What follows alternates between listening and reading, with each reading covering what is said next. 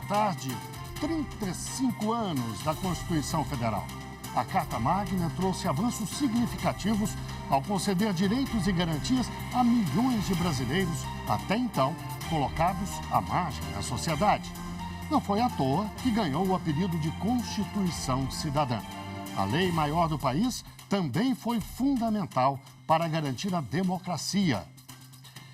Eu sou o Guilherme Menezes. Vamos agora aos destaques do dia.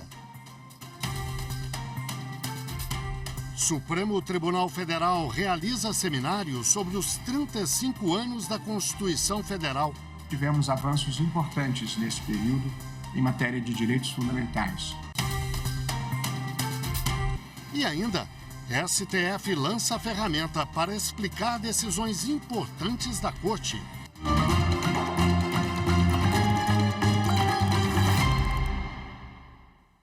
A população já tem acesso a mais uma ferramenta para entender melhor como funciona o judiciário brasileiro. O Supremo Tribunal Federal lançou o boletim Informação à Sociedade. Ele vai explicar as principais decisões da Suprema Corte do país. A repórter Carolina Chaves mostra como funciona. Você sabe o que significa estado de coisas inconstitucional? Não vou chutar, também não sei responder. Estado de coisas? Não faço ideia. Eu sou de TI, né? É muito difícil para mim. A resposta para essa e outras perguntas que envolvem decisões do Judiciário agora está mais próxima da população. Basta acessar o boletim Informação à Sociedade, que fica dentro do portal do STF na internet. Já na primeira edição, é possível saber, por exemplo, que a Corte declarou o estado de coisas inconstitucional no sistema prisional brasileiro. Os ministros julgaram uma ação apresentada pelo PSOL e tomaram essa decisão porque constataram um cenário de grave e massiva violação dos direitos fundamentais dos presos. O boletim explica ainda os fundamentos da decisão, dá exemplos dessas garantias fundamentais que foram desrespeitadas, como os direitos à integridade física, alimentação, higiene, saúde, estudo e trabalho. Outro julgamento explicado no boletim é o do recurso extraordinário que trata de posse em cargo público de candidato aprovado em concurso que esteja com direitos políticos suspensos por condenação criminal. O informativo explica que prevaleceu a decisão da maioria dos ministros de que o candidato pode ser empossado no cargo desde que o crime não tenha relação com a função a ser exercida e que a jornada de trabalho não impeça o cumprimento da pena. Um dos fundamentos foi de que a ressocialização dos presos no Brasil é um desafio que só pode ser enfrentado com estudo e trabalho. A criação do Boletim Informação à Sociedade atende a um dos 3 eixos de gestão anunciados pelo ministro Luiz Roberto Barroso ao assumir a presidência do STF. O ministro quer aproximar o Supremo da população e explicar de forma simples os julgamentos mais importantes da mais alta corte do país. O objetivo é que todo cidadão tenha condições de entender o que foi feito e como cada decisão pode afetar a vida dele. Conseguirmos explicar para a sociedade com mais clareza o que a gente faz e por que a gente faz. As pessoas podem discordar, porque a gente decide as questões mais divisivas da sociedade. Vai ter sempre alguém discordando do que a gente faz. Mas, evidentemente, discordar depois de entender, porque quando você discorda sem entender, a interlocução fica complicada. E daqui a pouco tem sessão plenária no Supremo Tribunal Federal, às 14h. Na sessão dessa quarta-feira, os ministros decidiram que candidato com direitos políticos suspensos pode tomar posse em cargo público. Na decisão, o plenário considerou a importância do trabalho para a ressocialização. Os detalhes com Marta Ferreira. A discussão chegou ao Supremo por meio de um recurso apresentado pela Fundação Nacional dos Povos Indígenas. A FUNAI se manifestou contra um candidato aprovado em concurso de fazer o curso de formação. Isso porque ele foi condenado à pena privativa de liberdade por tráfico de drogas e impedido de tomar posse por estar com seus direitos políticos suspensos em razão da Lei dos Servidores Públicos Federais. No STF, a FUNAI argumentou que também a Constituição determina essa suspensão enquanto durarem os efeitos da condenação, que são mantidos ainda que o apenado esteja em liberdade condicional. O ministro Alexandre de Moraes, relator do caso, entende que não é possível negar ao candidato a posse do cargo por estar com suas obrigações eleitorais suspensas em razão da condenação criminal definitiva. Se não há nenhuma vedação ao acesso ao trabalho privado, por que haveria vedação ao acesso ao trabalho público? Por que a administração pública, o poder público, que deve incentivar a ressocialização e tantas vezes tenta essa ressocialização direcionando os egressos para iniciativa privada, porque fecharia totalmente a possibilidade dela, administração, poder absorver aqueles que prestarem eu não diria nem igualdade de condições, em condições mais difíceis o concurso público e acabou passando. O relator citou ainda a importância do trabalho para a ressocialização do indivíduo egresso do sistema prisional. O voto dele foi seguido pela maioria do plenário, vencidos os ministros Cristiano Zanin e Dias Toffoli. O caso tem repercussão geral reconhecida e foi proposta a seguinte tese. A suspensão dos direitos políticos, prevista no artigo 15, inciso 3º da Constituição Federal, condenação criminal transitada em julgado enquanto durarem seus efeitos, não impede a nomeação e posse de candidato aprovado em concurso público, desde que não incompatível com a infração penal praticada, em respeito aos princípios da dignidade da pessoa humana e do valor social do trabalho, Constituição Federal, artigo 1º, incisos 3 e 4, e do dever do Estado em proporcionar as condições necessárias para a harmônica integração social do condenado, objetivo principal da execução penal, nos termos do artigo 1º da LEP. O início do efetivo exercício do cargo ficará condicionado ao regime da pena ou à decisão judicial do juízo de execuções, que analisará a compatibilidade de horários. A seguir, os 35 anos da Constituição Federal foi tema de um bate-papo entre a jornalista Rafaela Vivas e a professora de Direito Constitucional Flávia Bahia. A gente volta em instantes.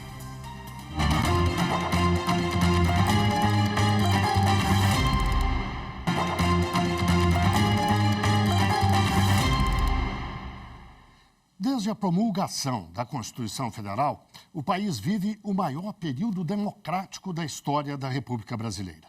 Nem os atos do dia 8 de janeiro conseguiram abalar a nossa democracia. À época, muito se falou em liberdade de expressão para justificar a invasão e a destruição dos prédios do Supremo Tribunal Federal, do Congresso Nacional e do Palácio do Planalto. Apesar de ser um direito previsto na Carta Magna, você vai conferir na reportagem de Viviane Novaes que juristas não consideram que este seja um direito absoluto. A Constituição Federal de 1988 é conhecida como a Constituição Cidadã. É que a lei maior do país foi promulgada no período de redemocratização depois de 21 anos de ditadura militar, quando não havia liberdade de expressão e manifestação. Não por acaso, o texto da Constituição deixou muito claro que isso não seria mais tolerado. O artigo 5º dos Direitos e Garantias Fundamentais diz: é livre a manifestação do pensamento. E reforça: é livre a expressão da atividade intelectual, artística, científica e de comunicação, independentemente de censura ou licença. A liberdade de expressão é um direito muito especial que está associado não simplesmente à realização da pessoa humana como um ser autônomo, que pode se manifestar artística, politicamente, não é uma proteção apenas à autonomia do indivíduo, mas também ela é uma liberdade que é instrumental para a própria realização da democracia. Mas a liberdade de expressão não é um direito absoluto, dizem os juristas, e não pode valer para tudo. A liberdade de expressão, como todos os direitos, tem limites e não protege o crime. Senão alguém dá um tiro em outra pessoa e diz, não, minha liberdade de expressão, eu não gosto dele, me manifestei. A vida não é assim. Portanto, a liberdade de expressão tem limites imanentes que implicam o respeito aos direitos das outras pessoas e o respeito à lei de uma maneira geral, inclusive ao patrimônio público. Portanto, depredação não é uma forma legítima de expressão.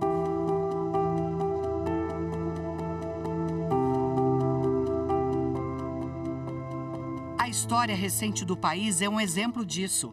No dia 8 de janeiro deste ano, vândalos depredaram a sede dos três poderes. O prédio do Supremo Tribunal Federal, desenhado por Oscar Niemeyer, foi destruído das vidraças aos móveis, dos computadores às obras de arte. Menos de um mês depois, o plenário já estava recuperado para a abertura do ano judiciário de 2023. Não destruíram o espírito da democracia.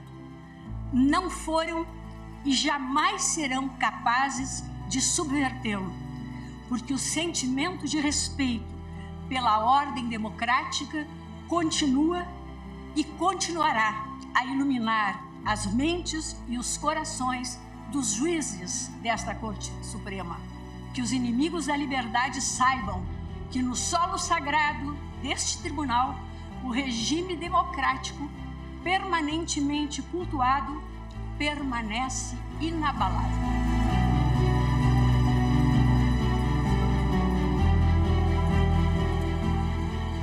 A vida é feita de símbolos e acho que foi um símbolo de que a justiça é inabalável. A justiça é um valor que transcende prédios e móveis. Ela habita o imaginário das pessoas e não é possível destruí-la. Depois dos ataques, o Supremo lançou a campanha Democracia Inabalada.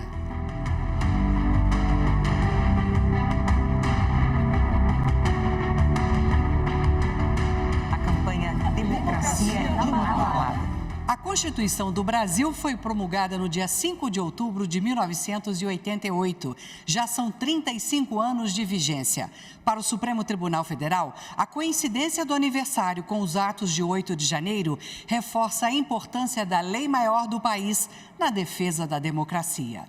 Após 35 anos de vigência, a Constituição do Brasil ostentou sempre o seu primado sobre o restante da ordem jurídica e sobre a política nacional, com os diversos mecanismos que ela concentra para essa defesa da democracia e com aquelas garantias que constituem cláusulas pétreas. O projeto constitucional instaurado em 1988 é um projeto para gerações.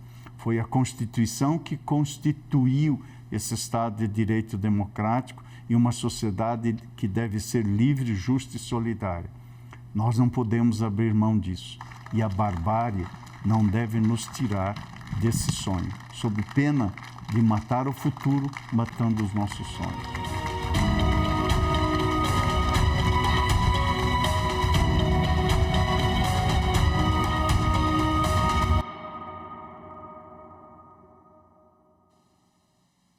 Para falar sobre os 35 anos da Constituição Federal, a jornalista Rafaela Vivas conversou com a advogada e mestra em Teoria do Estado e Direito Constitucional, além de professora de Direito Constitucional, Flávia Bahia.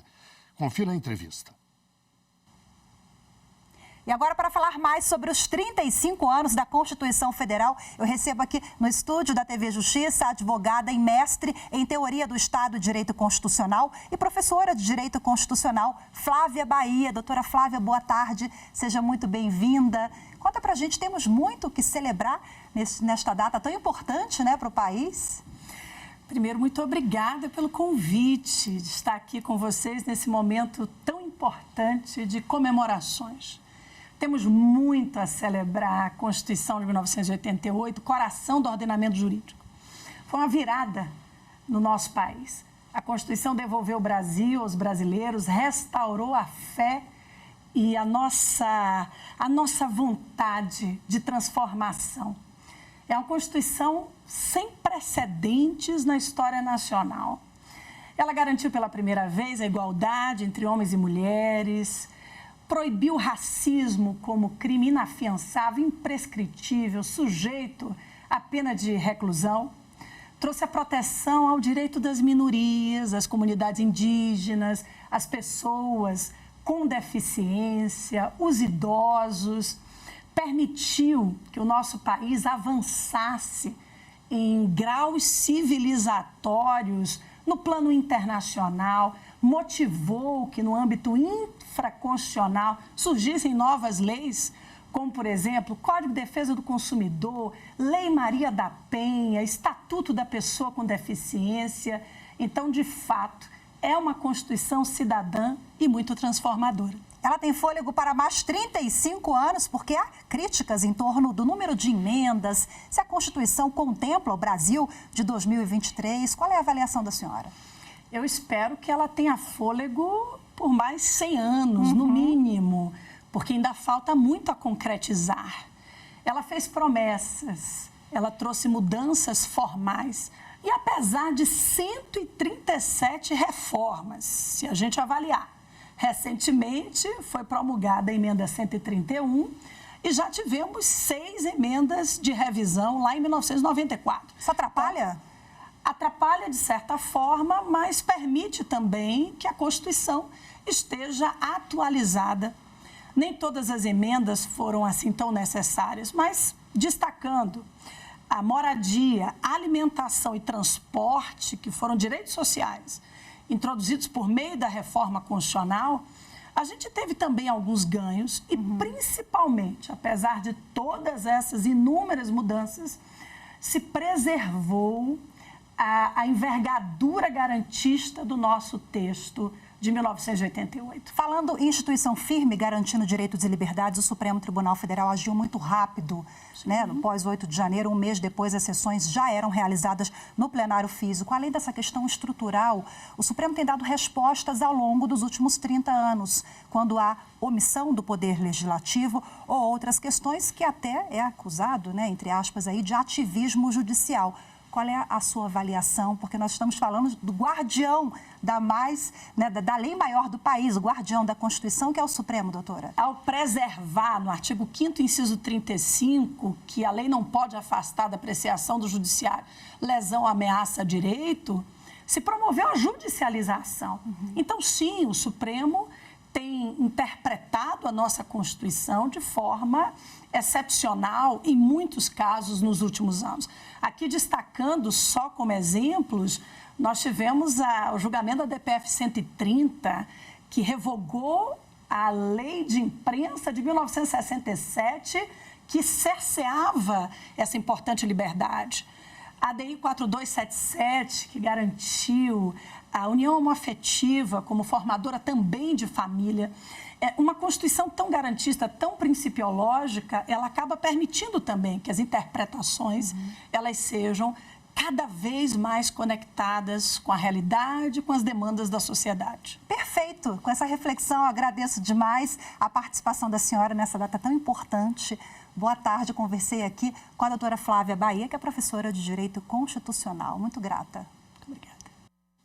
A seguir, o Supremo Tribunal Federal realiza seminário sobre os 35 anos da Constituição Federal. As informações em instantes.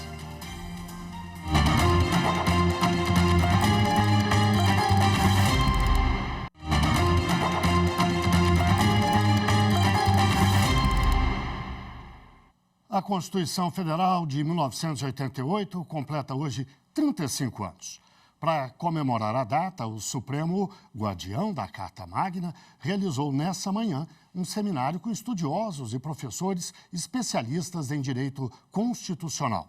Eles falaram sobre as conquistas e desafios. A repórter Evni Araújo acompanhou o seminário e tem os detalhes. Evni. Oi, Guilherme, boa tarde. O seminário acabou há pouco. O ministro Luiz Roberto Barroso, presidente do Supremo, fez o encerramento do encontro e convidou todos os presentes a participarem da sessão solene em comemoração aos 35 anos da Constituição aqui no plenário da Corte por volta das 14h. Bom, esse seminário reuniu alguns dos maiores especialistas em Constituição Federal. Eu acompanhei e trago os detalhes agora na reportagem. Na abertura do seminário, o ministro Luiz Roberto Barroso relembrou momentos históricos vividos pelo Brasil ao longo de 35 anos. O presidente do Supremo e do CNJ destacou ainda os avanços da democracia brasileira nas últimas 3 décadas em relação aos direitos fundamentais. Tivemos avanços importantes nesse período em matéria de direitos fundamentais, de mulheres que finalmente conquistaram a igualdade nas sociedades conjugais na Constituição e tiveram avanços importantes nos seus direitos, na luta contra a violência sexual e de acesso ao mercado de trabalho. Tivemos avanços importantes em matéria de ações afirmativas e proteção das pessoas afrodescendentes. Tivemos avanços em relação à proteção dos direitos das comunidades indígenas na demarcação de suas terras, uma luta difícil e ainda inacabada, mas que também teve avanços. Portanto, faço alguns registros positivos desses 35 anos, em que, no entanto, ainda enfrentamos grandes problemas de uma desigualdade abissal, de ainda pobreza extrema em algumas partes do Brasil, que é inaceitável num país com a riqueza que nós temos. O presidente do Conselho Federal da Ordem dos Advogados do Brasil, Beto Simonetti, lembrou a importância da advocacia na elaboração da Constituição de 1988 e a constante luta da categoria pela consolidação dos direitos previstos na Carta Magna. Com a Carta de 88, a advocacia passou a ser reconhecida como inviolável e indispensável administração da justiça. Nossa estrutura se manteve altiva, ativa e em constante aprimoramento.